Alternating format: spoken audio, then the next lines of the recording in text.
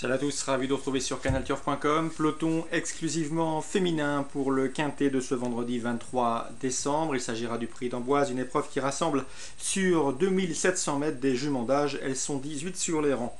Ma préférée sera le numéro 3, Roxane de Beaumais, qui reste sur 2 victoires consécutives. La première obtenue à Graignes à une cote astronomique. Et la dernière, déférée des 4 pieds à Vincennes sur le parcours qui nous intéresse. Elle marchait ce jour-là une 14-2.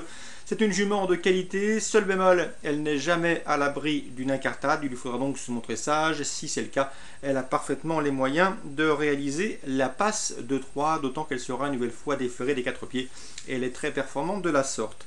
Je lui poserai le numéro 4, Riskaya, qui présente un petit peu le même profil. Une jument préservée en vue de ce meeting, qui possède un sérieux potentiel, qui reste sur une victoire, mais elle aussi n'est pas à l'abri d'une bêtise. Faisons confiance à son pilote Jean-Michel Vazir pour une nouvelle fois en tirer la quintessence, celui qui l'a déjà mené à diverses reprises au succès. Le 14, Riviera Vici, comme notre favorite, reste sur 2 victoires consécutives, au Croisé-la-Roche et à Vincennes dernièrement le 9 décembre. Une confirmation est attendue.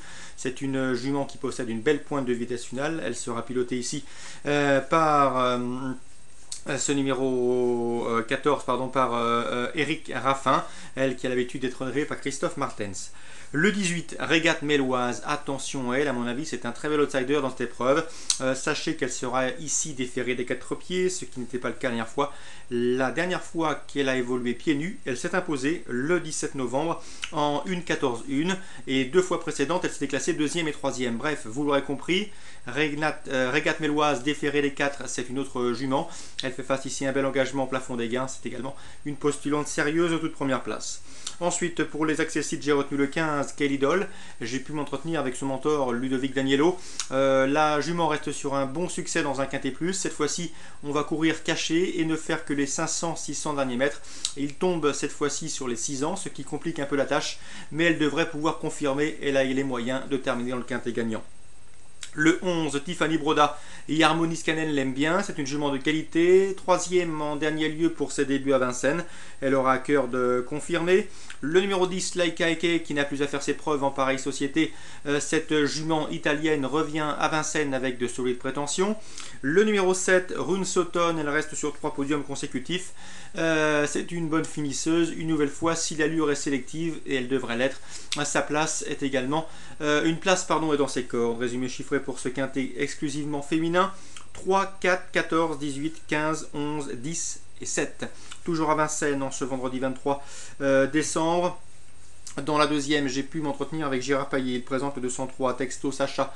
D'après lui, son cheval peut prendre une place dans ce lot. C'est un cheval brave, bon débouleur derrière la voiture. Une place est dans ses cordes, mais je lui préférais le 205 Tornado de l'Océan, qui reste certes sur une disqualification, mais qui a prouvé ce jour-là qu'il avait largement la pointure d'une course comme celle-ci. Attention également du 207 Toscano. S'il est sage, il ne devrait pas être loin de la vérité. C'est un pensionnaire de Jean-Michel Bazir. 205, 207, plus l'information Gérard Payet concernant le 203. Dans la troisième, sachez que c'est une information négative que nous a transmis Michel Bovignon, qui présente le 307 Ulysse de Jussy. Un cheval de qualité, un cheval qui est compétitif à ce niveau. Malheureusement, il s'est donné un petit coup cette semaine. Il a donc sauté plusieurs travaux le matin à l'exercice.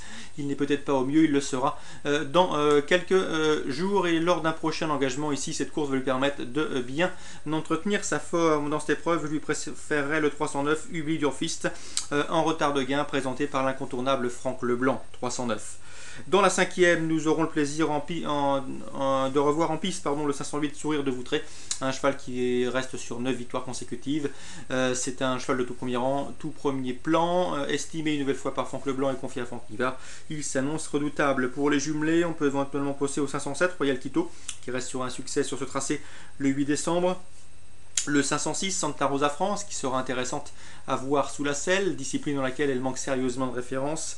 Le 504 Saphir de Fort, il se plaît sur les parcours de tenue. Les 2007 de la grande piste vont lui convenir, dès lors la méfiance s'impose pour une place.